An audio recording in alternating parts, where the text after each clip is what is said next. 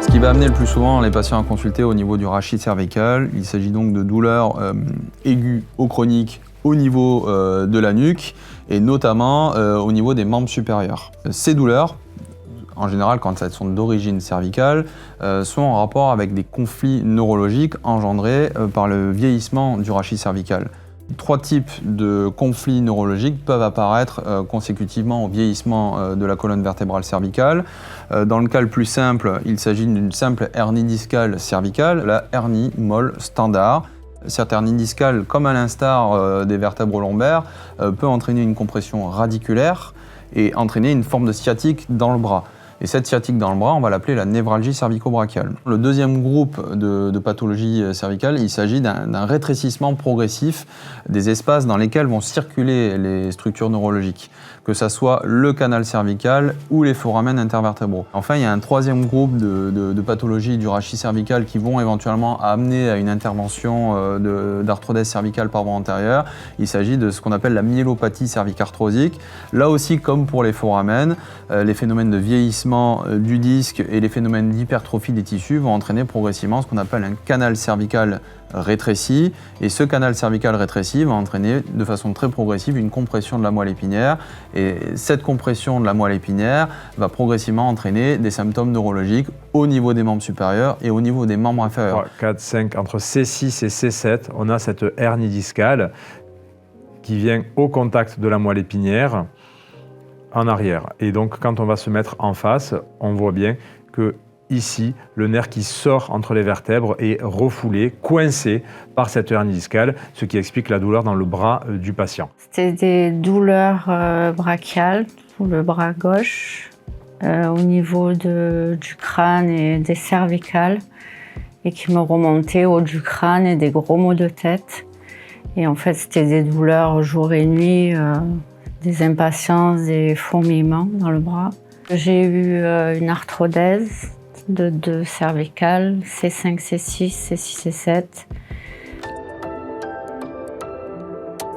On propose cette chirurgie aux patients lorsqu'ils sont en échec des traitements conservateurs.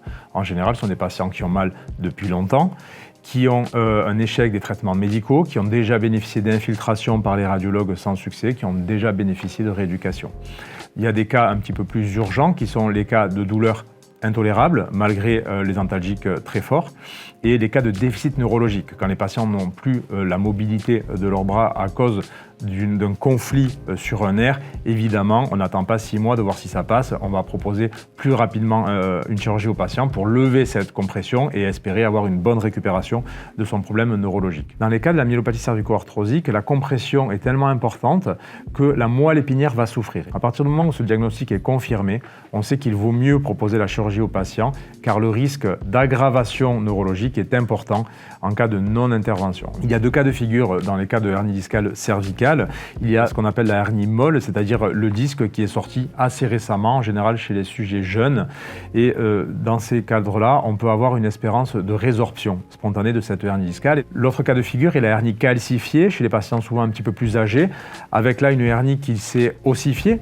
Et donc, on sait que ce conflit ne va pas s'en aller. Étant donné que le conflit ne va pas partir tout seul, on va avoir tendance à proposer la chirurgie un peu plus rapidement peut-être que chez ces patients jeunes avec des hernies molles. Concernant la chirurgie d'arthrodèse cervicale donc par voie antérieure, qu'elle soit pour une hernie discale, pour une sténose foraminale ou pour une myélopathie, il s'agit de durées d'hospitalisation qui sont très courtes. Globalement, le patient va se lever le jour même de la chirurgie et il sera sortant le lendemain avec des suites qui sont relativement simples. Cette intervention va donc nécessiter une visite chez l'anesthésiste pour évaluer les comorbidités, évaluer la faisabilité du geste chirurgical. Dans la consultation d'anesthésie, ce qui va être important, c'est la prise en charge de la sécurité du patient. Et pour cela, on va recueillir tous les antécédents, les traitements, l'histoire médicale du patient et ainsi pouvoir adapter le protocole d'anesthésie spécifiquement à chaque patient et à chaque chirurgie, bien sûr. Nous allons aussi informer le patient pour faire en fait mentaliser une première fois son parcours et ainsi être dans une démarche de réassurance. Ce bilan pré-anesthésique va être éventuellement complété par un bilan chez le cardiologue ou un bilan sanguin si le patient est âgé ou s'il présente des antécédents cardiaques. On va demander également au patient d'aller voir notre kinésithérapeute qui va donc faire un bilan fonctionnel du patient. Préalablement à toute chirurgie, il y aura une évaluation fonctionnelle qu'on fera avec une évaluation des scores de douleur, des scores de mobilité.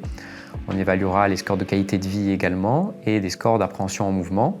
L'idée, c'est qu'on a un état des lieux de votre état de santé actuel et on comparera tout ça avec le bilan qu'on fera à 3 mois post-opératoire. Dans le cas des interventions du rachis cervical, on fera une évaluation des mobilités cervicales, dorsales et des 2 épaules. Une information importante est l'information du jeûne préopératoire. Ce jeûne préopératoire consiste à arrêter de manger des solides 5 heures avant l'arrivée à la clinique et arrêter de boire des liquides 1 heure avant la clinique. La chirurgie de l'hernie discale cervicale est une chirurgie qui se fait, à la différence de la chirurgie lombaire, par voie antérieure. C'est-à-dire qu'on va faire une petite incision dans le cou et de là on va se faufiler jusqu'au disque intervertébral. Mais pour retirer la hernie, il faut retirer tout le disque pour ensuite aller retirer la hernie qui coince le nerf. Une fois que ce disque est complètement retiré, on ne peut pas laisser un vide à la place du disque et donc on le remplace par une petite cale, soit une cale qu'on appelle donc une cage qui va permettre de faire une fusion entre les 2 vertèbres, soit on peut mettre éventuellement une petite prothèse qui permet de garder le mouvement. Il faut choisir entre arthrodèse et prothèse, mais ça c'est vraiment le chirurgien qui décide en fonction de plein d'éléments. L'opération dure à peu près 1 heure et vous serez hospitalisé 1 nuit maximum sur la clinique Saint-Jean. Quand je me suis réveillée, à part douleur à la déglutition puisqu'il passe par devant, juste ça qui était une gêne, pas une douleur. Mais après, je n'ai plus de douleur du tout. Plus rien. Après l'intervention, du coup, j'ai pris un Doliprane et du paracétamol la nuit de l'intervention quand je me suis réveillée. Et le lendemain, plus rien. Plus de traitement, j'avais plus mal du tout, donc j'ai plus rien pris. Ces patients qui vont très vite bien, il n'y a pas d'immobilisation, il n'y a pas besoin d'un collier cervical et les patients sont très vite chez eux à la maison. Ce sont des chirurgies peu douloureuses, le patient prend très peu de médicaments. Il a des pansements à faire tous les 2 jours pendant à peu près 3 semaines. Et une fois que les choses sont complètement cicatrisées, on peut retirer le pansement et faire sa vie le plus normalement possible. Pour ce qui est de la suite post-opératoire, dès le premier jour, vous pourrez vous mettre debout. On viendra vous voir le soir même de l'intervention. On vous remontrera les exercices qu'on avait vus avec vous lors du bilan préopératoire. Donc les 4 exercices à faire le matin et le soir. Et vous aurez également de la marche à faire en dehors de chez vous le matin et le soir une fois que vous serez rentré à domicile. À la maison, forcément, pas de port de charge, pas de conduite en voiture pendant le premier mois non plus.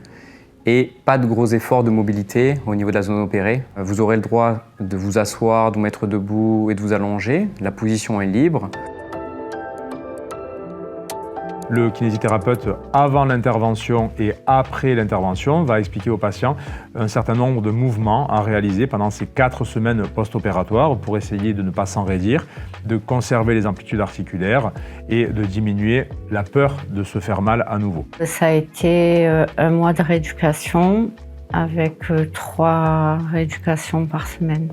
Au bout d'1 mois, vous reverrez le chirurgien et c'est lui qui vous donnera le feu vert pour commencer les séances de rééducation chez votre kiné habituel. Nous allons démarrer une rééducation un petit peu plus active de reprogrammation musculaire des cervicales de manière à récupérer la totalité des amplitudes, diminuer les douleurs et redonner une autonomie la plus complète possible au patient. Cette rééducation va durer environ 2 mois jusqu'au contrôle final post-opératoire des 3 mois avec un scanner pour vérifier que la cage est bien en train de s'intégrer. Pendant 1 mois post-opératoire, il est déconseillé aux patients de soulever des charges très lourdes, de faire des grands mouvements avec la tête et de conduire. Une fois que la consultation a été réalisée à 1 mois, il n'y a plus de restrictions en termes de port de charge, en termes de mouvement de la tête. L'activité dans mon métier qui est un peu contraignante pour le dos et cervical, je l'ai reprise au bout de 2 mois, mais sans douleur. Vraiment pas de... Ça ne m'a pas affectée dans mon travail. Après l'intervention, j'ai pu revivre mon travail normalement. La vie à la maison, pareil, la conduite, tout ce qui était mouvement de tête, en voiture, regarder derrière, tourner le cou, je pouvais, et sans douleur surtout. le patient doit être accompagné de son kinésithérapeute pour retrouver une vie la plus normale possible. En général, on leur propose de faire ça progressivement. Donc ils font des mouvements et des ports de charge chez le kiné. Si tout se passe bien chez le kiné, ils vont pouvoir faire ça à la maison. Il en est de même pour les activités physiques, le vélo, la course à pied. L'idée est qu'ils démarrent tout ça avec le rééducateur et si tout se passe bien chez le kiné, feu vert pour le faire de leur côté. Dans cette période, entre le 1 mois et le 3 mois post-opératoire, l'idée est donc de récupérer le plus vite possible une vie normale. J'avais peur justement que ça atteigne au niveau de ma vie, hein, tout ce qui est à la maison, le travail, que je puisse plus faire mon métier. Et en fait, j'étais ravie parce que j'ai pu tout reprendre normalement et faire une vie normale avec une arthrodèse quand même de 2 cervicales. La chirurgie d'arthrodèse par voie antérieure reste une chirurgie avec un taux de complication qui est très faible. La première complication est une complication toute simple liée à la voie d'abord chirurgicale. Effectivement, quand on va faire cette chirurgie, on la fait par voie d'abord antérieure. Et dans de très rares cas, il peut se développer un hématome au niveau de cette voie d'abord. Et cet hématome peut être source d'une gêne respiratoire assez intense dans les quelques heures suivant la chirurgie. Ce qui va donc nécessiter de surveiller le patient en soins continus la première nuit après l'intervention. Le deuxième grand groupe de complications liées à cette intervention, en rapport avec cette intervention, c'est des risques éventuellement neurologiques. Là aussi, ces risques sont très faibles. On dispose de moyens techniques assez fiables au bloc opératoire pour aller décomprimer les structures nerveuses sans les abîmer. Il y a encore 2 complications qu'on peut attendre suite à cette chirurgie. Il s'agit donc des complications liées à la voie d'abord.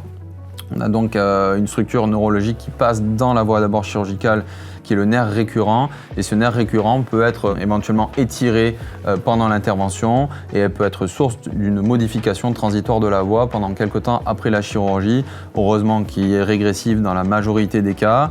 Et l'autre complication, j'aurais envie de dire plutôt désagrément, c'est plutôt une dysphagie, on va dire une difficulté à avaler les liquides et les solides dans la période post-opératoire qui va durer de quelques jours à quelques semaines parce qu'effectivement, on va avoir tendance à irriter l'œsophage lors du geste chirurgical. Il existe par ailleurs une complication à long terme qu'on appelle la pseudarthrodèse. Effectivement, quand on fait cette chirurgie d'ablation du disque par voie antérieure en essayant d'obtenir une fusion, il y a un petit pourcentage de patients qui ne va pas consolider, c'est-à-dire que l'implant qu'on va mettre à la place du disque pour assurer la fusion des 2 vertèbres ne va pas parfaitement s'ostéo-intégrer et cette non-ostéo-intégration de l'implant peut être source de douleurs et de reprises chirurgicales qui sont là aussi heureusement assez rares.